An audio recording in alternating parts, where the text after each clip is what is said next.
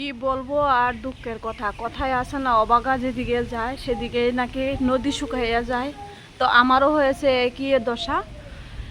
এই যে দেখো নারকেল গাছ, গাছ থেকে একটা এই যে এটা পড়েছে, পড়ে আমার এত সুন্দর মরিচ গাছটা দেখো কি অবস্থা করেছে।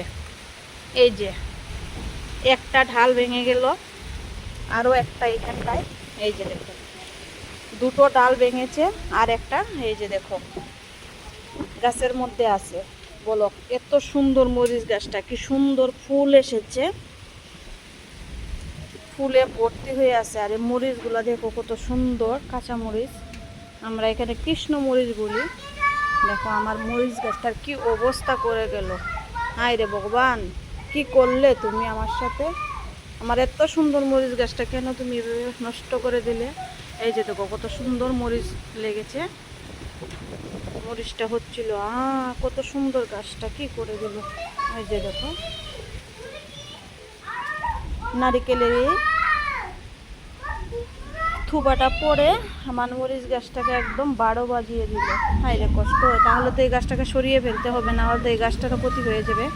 আর এদিকে আকাশের অবস্থা দেখো, দিনে কিভাবে ডাকছে, গুড়গুড় গুড়গুড় করে, কি প্রচণ্ড হাওয়া বইছে, মনে হচ্ছে এক্ষুনি চলে আসবে।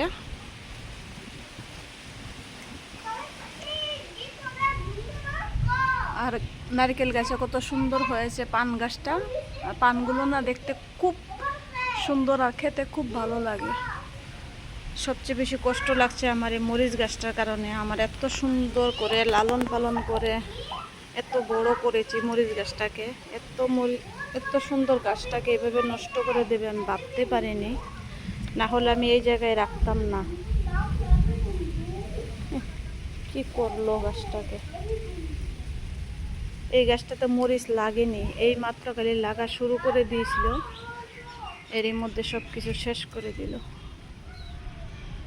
কথাই আছে অবাগা যেদিকে যায় সেদিকে নাকি নদী শুকাইয়া যায়। তো আমার সাথে হয়েছে এরকম ঘটনাটা। কি সুন্দর মরিচ গাছটা, কত সুন্দর ফুল এসেছিল, কতগুলো মরিচ ধরবে,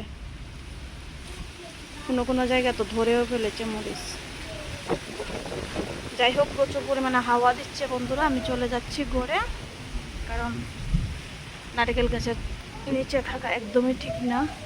আর ওই যে দেখো এদিক দিয়ে কি হাওয়া দিচ্ছে, কোন সময় না আবার আমার মাথার মধ্যে পড়ে ভেঙে। গাছের চিন্তা করতে হবে না, নিজের চিন্তা করি। আর এই যে দেখো একটা ঘুঘু পাখি বসিয়েছে, কত সুন্দর দেখো, কত কিউট। সবাইকে টাটা বাই।